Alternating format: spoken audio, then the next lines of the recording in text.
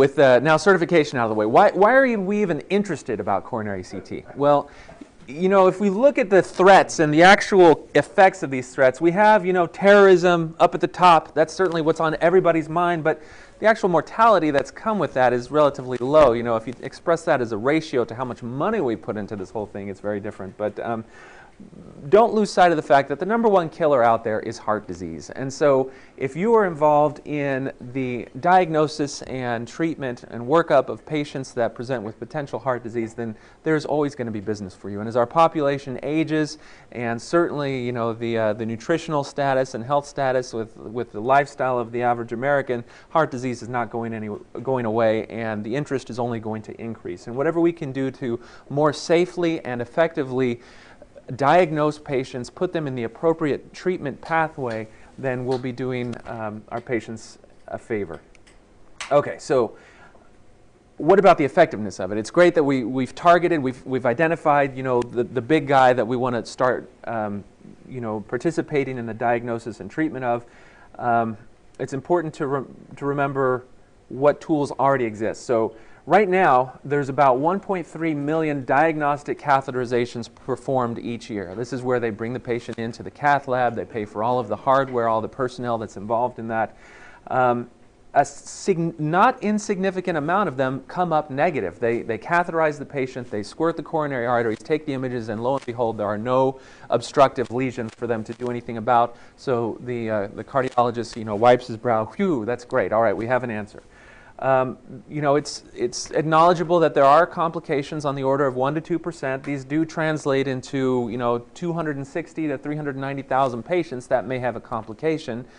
In the most part, those complications are minor and are relatively easily treated.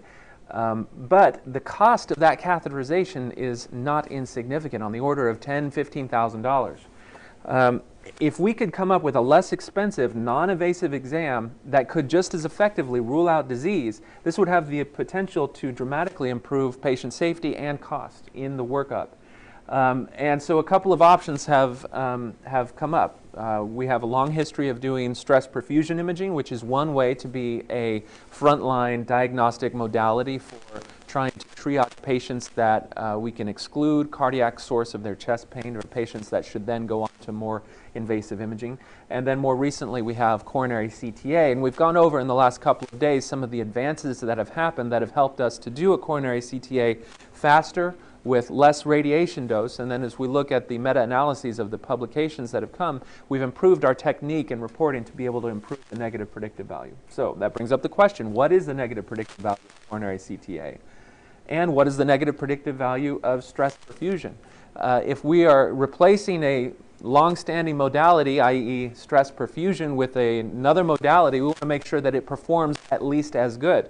These modalities are operating kind of as the front gate to the further, more invasive cardiac workup. So we want to make sure that if we say there's no cardiac source to explain the patient's pain, that we have a strong enough negative predictive value that we can do that with confidence. So this was a meta-analysis done looking just at studies that performed coronary CTA on 64 slice scanners. This was published in 2007, I believe, or 2006.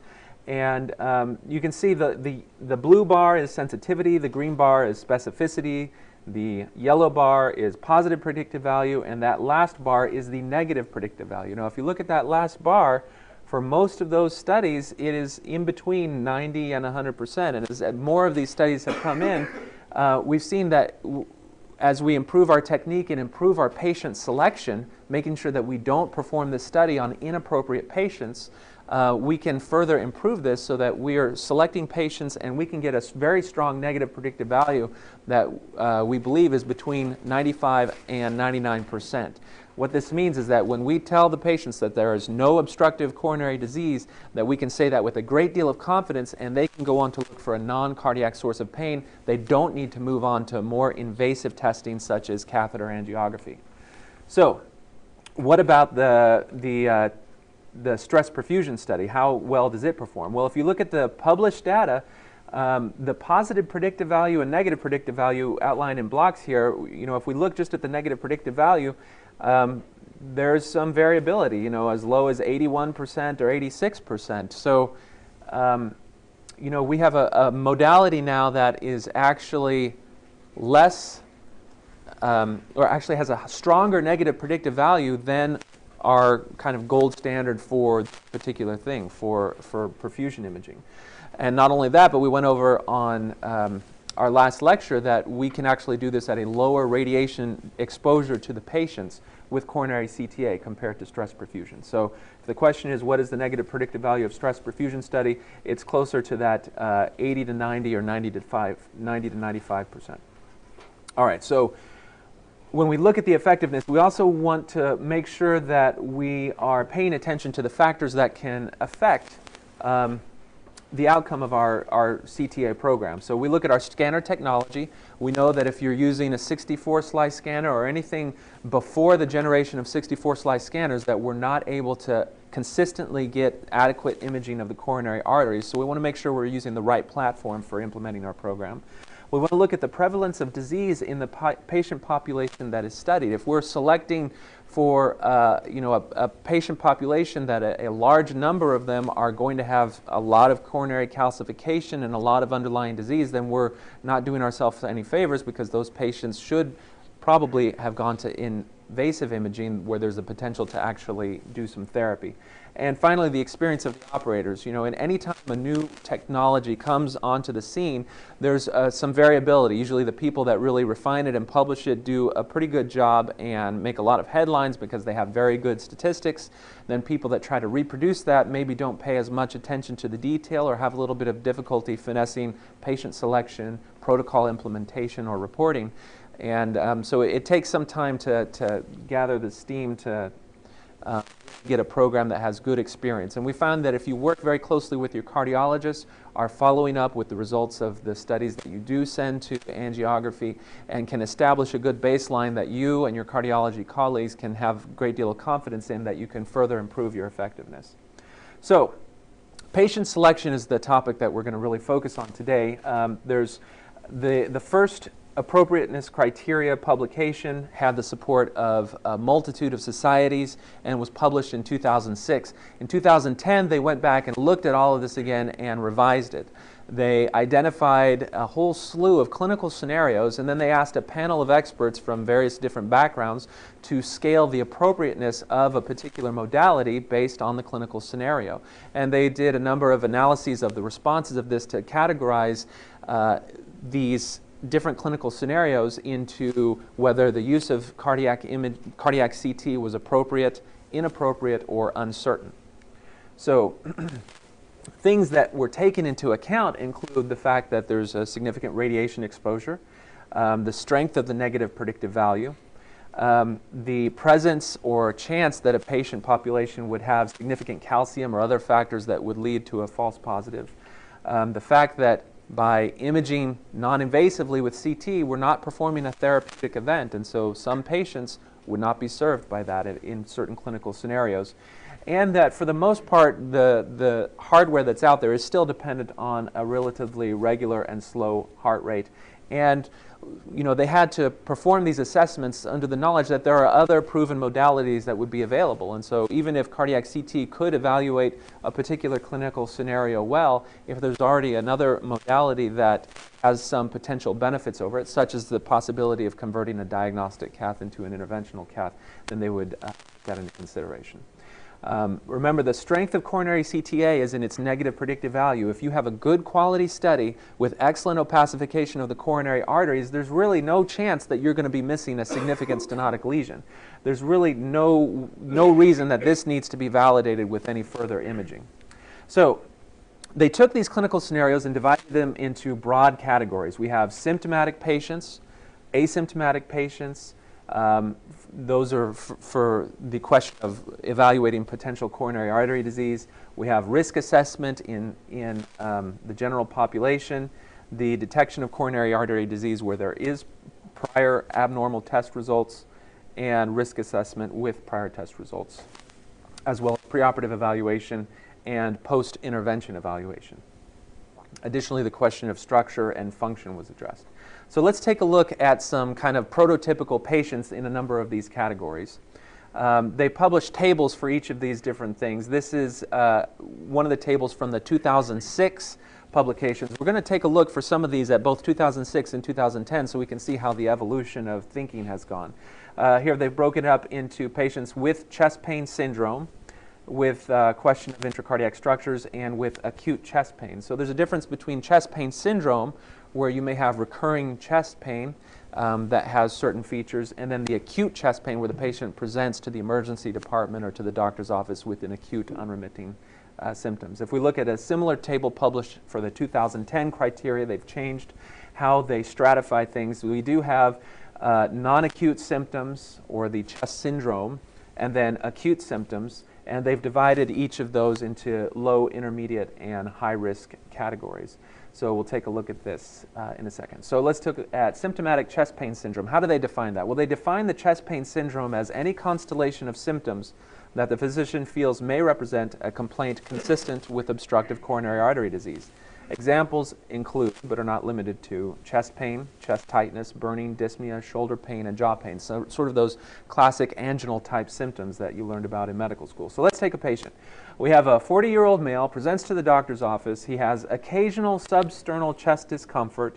It's a little bit worse with stress or exertion, but does improve with rest. Now, we're all a little bit removed from clinical medicine. How would you categorize this patient? Would you put him at very low, low, intermediate, or high risk? Who says high risk? Who says intermediate risk? And who says low risk or very low risk? So we have most of our hands under intermediate risk. So we know this is certainly in the symptomatic category, and it's the chest pain syndrome, not the acute pain syndrome, because this is an occasional recurrent sort of thing. And we're guessing maybe intermediate probability, but let's look at how we actually, what are the ways when they look at this? They have a very specific way where they put patients into categories of probability. So we have our definition of chest pain syndrome, and according to their guidelines for exercise testing, they divide their chest pain into typical or atypical.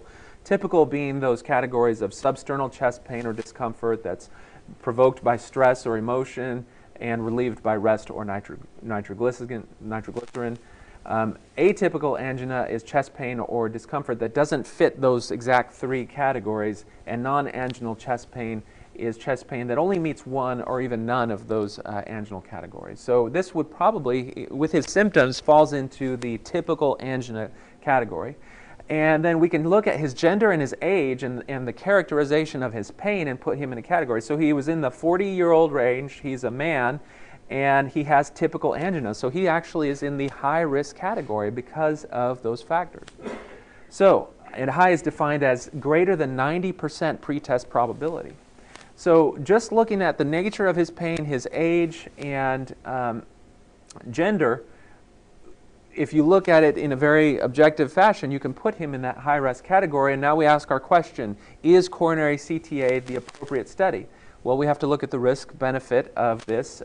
Specifically, how would a negative study affect management? So in a high-risk patient, if we have a negative study, we may be able to say, absolutely, he doesn't have any coronary artery disease. But the question is, if you apply this test to a large population of high-risk patients, what are the chances that you're going to, be doing them any favors? There's probably going to be a very high percentage of high-risk patients that you will find some sort of disease that will need further work. So you don't want to apply this to this particular population of patients because a disproportionate number of them are going to need further intervention. And we're not doing them any favors by having them stay in our CT department when they really need to go on and have some sort of revascularization. How would a positive study affect management? Well, if we put him on our table and did a scan, we would tell him what we already know. Remember, he has a 90% or higher risk of significant obstructive disease. So we really wouldn't help. All we would do is delay him from his definitive therapy, which we would detect by CT. So because of these factors, for a high-risk patient with typical angina and the chest pain syndrome, it's considered inappropriate in 2006 to apply coronary CTA. And if we look at 2010, high-risk patients, inappropriate. All right. And why is it not appropriate? Well, again, there's that 90% pretest probability. CTA is not therapeutic. We're not doing them any favors. And if we apply this to this population, there will be an additional unnecessary study in an unacceptable number of patients in that population. All right, so that's one category. So now let's take another patient. So now we have a 60-year-old female. She presents to the doctor's office with occasional chest tightness. It doesn't seem to really be tied to any stress or exertion, and it's not affected by rest. So we categorize her as high. Anyone? Intermediate?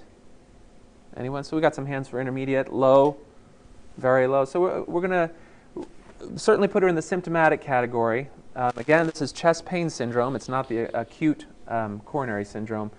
And we're guessing maybe an intermediate probability. So let's take a look at our little nomogram here. You know, it is substernal, but it's not provoked by exertion. It's not relieved by stress. So it falls into the category of non-anginal chest pain. And with her age and gender, we put her at intermediate risk. So intermediate's defined as between 10 and 90% pretest probability. That is a very large window. So we can ask ourselves the same question. How would a negative study affect management? Well, between 10 and 90%, there's still a question mark there. You know, it is possible that, you know, this patient who has a good chance of potentially not having a cardiac or coronary source of their pain, if we can tell them, you know, there's no disease, then they don't have to go back and have continue workup. And if we do find a positive study, then we have engaged in an event where a significant fraction of the 10 to 90% pretest probability patients would have a good benefit from this sort of screening beforehand. So if you take a look at 2006, they divided it into patients that were intermediate in their pretest probability, such as our patient here. The ECG was or was not interpretable, or the patient was not able to exercise. So they were kind of screening on whether or not they'd be a good candidate for stress testing. And that kind of made the difference between whether they were uncertain whether coronary CTA was the right test or whether they felt that coronary CTA was the right test. Certainly if they were not able to exercise for a stress exam, then a coronary CTA was considered appropriate. Well, that's changed a little bit. If we look in 2010 now, for this category, even if they're able to undergo stress evaluation, we still consider CTA an appropriate modality. So now this is allowing us with a greater degree of confidence start to look at our own workup of these patients and say, well, maybe, you know, in the past where we've recommended that these patients undergo stress perfusion imaging or an exercise stress exam, maybe we can actually take them to a CTA. And remember, because CTA performed better in terms of negative predictive value, we may come up with a better and more confident answer and exclusion of coronary source of pain for these patients.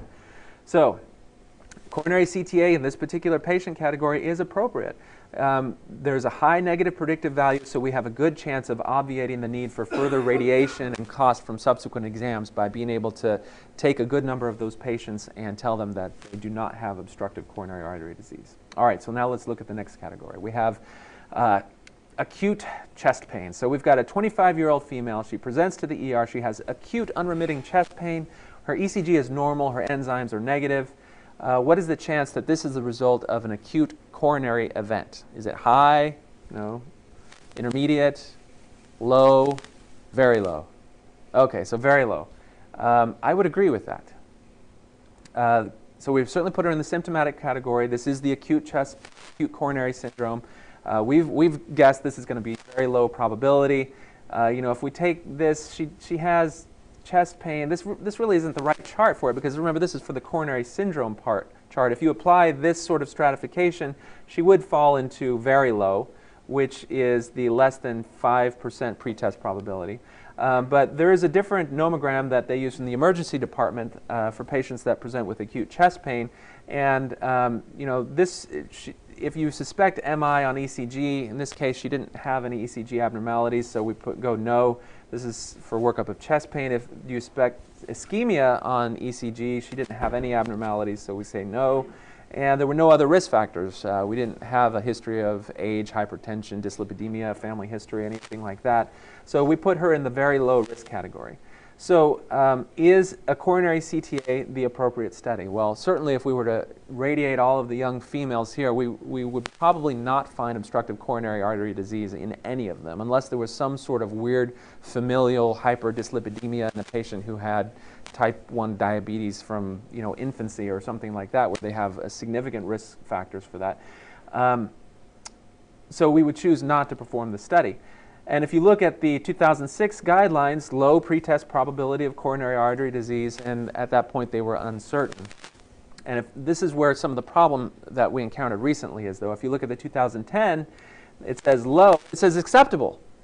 So how do we, this is what I was faced with the cardiac fellow who's like, if you look at the guidelines for low pretest probability, you do a coronary CTA, I'm the cardiologist, you're going to do what I say. And the problem was we didn't put her in low category. Remember, we put her in very low.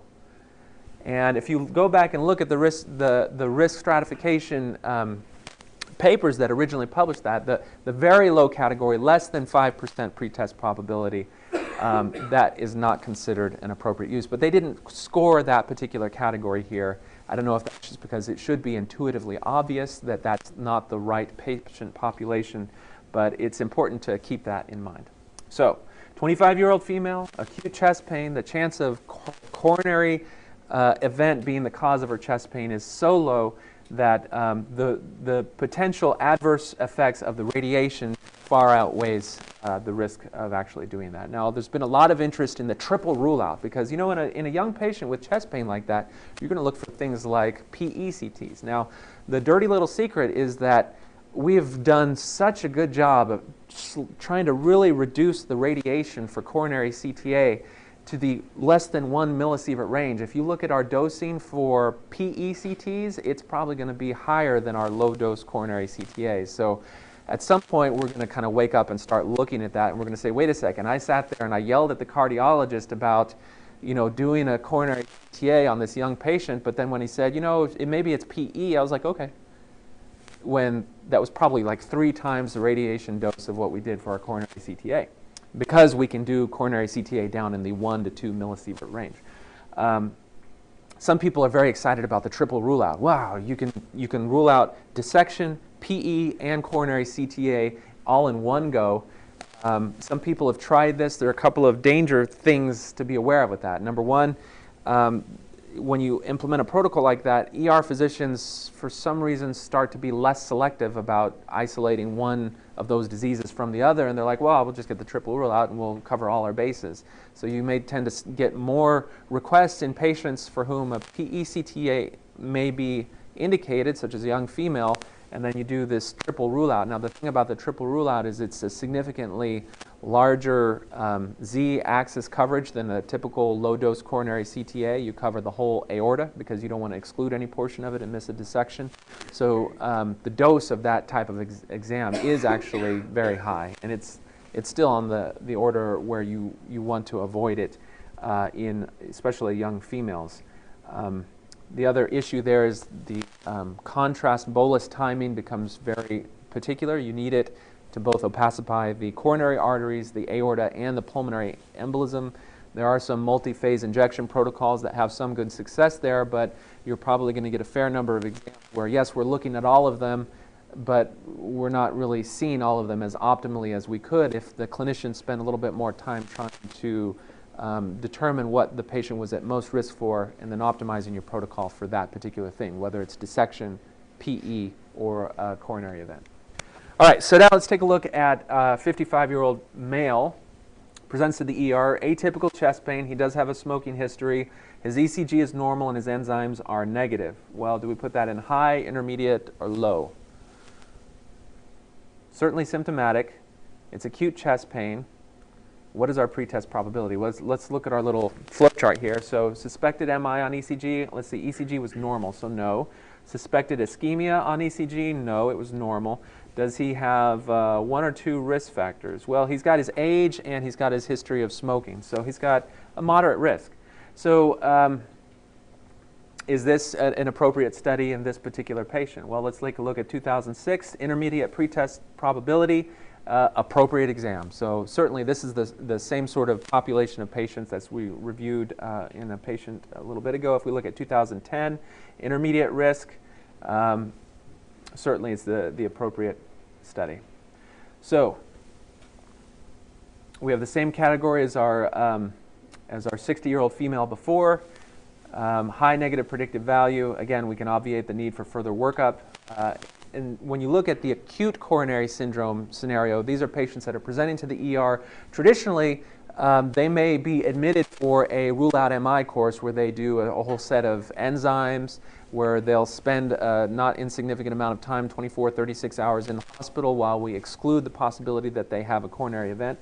If you apply coronary CTA in the appropriate population of patients in this scenario, you can actually reduce or eliminate that period of time where they're actually in hospital for the rule-out MI. If you start out from the ER department and select your patients appropriately and have a good quality negative coronary CTA, then you can start looking for non-cardiac sources of that pain and save them the in 24 hour cost in hospital, which carries a significant cost burden. Okay, what about the 80-year-old male, presents to the ER, he's got acute chest pain, he's got significant risk factors, smoking, dyslipidemia, family history, he's got T-wave inversions, and positive enzymes. So, symptomatic, is he high risk? Yes, certainly high risk. He's got pretest probability, if we, certainly it's high risk. So if we go to our assessment, is this an appropriate study? Well, what would happen if we got a negative study? That would be very remarkable. In an 80-year-old male, most patients, if you look at the population of 80-year-olds, are going to have significant coronary calcification. His story is so good that the chance that he would have a negative study is so rare that it's not even worth considering. How would a positive study affect management? Where he already has the completely perfect clinical picture of somebody who's having an event, he really needs to go for definitive therapy. So for these pre-test probability patients, it's not an appropriate study. We're not doing them any favors. Their clinical story has already told us everything that we need to know to feel confident that if they go to intervention, there's a chance that they could potentially, depending on the size and the nature of the disease, do good. So if we look at the 2010 data, it's not considered appropriate. There's some question as to, some uncertainty as to how this should be implemented. And I think what probably needs to happen here is where we tease out and see if we can separate this patient population and determine some criteria to figure out who, we would want to perform the study on. Questions that come up is if there's a patient who you think there's a high chance that they may need to undergo a coronary bypass or something like that, then perhaps doing a coronary CT can help the surgeon plan in how they go. But we haven't yet looked at those questions particularly. So, is the CTA appropriate? No, because of the high pretest probability. The time spent on the scan and interpretation is really better spent towards therapy and intervention. In addition to that, in this population of patients, the higher incidence of calcium deposits that will lead us to say, there's just so much calcium here that I can't really exclude disease. They need to go on to interventional catheterization is very high.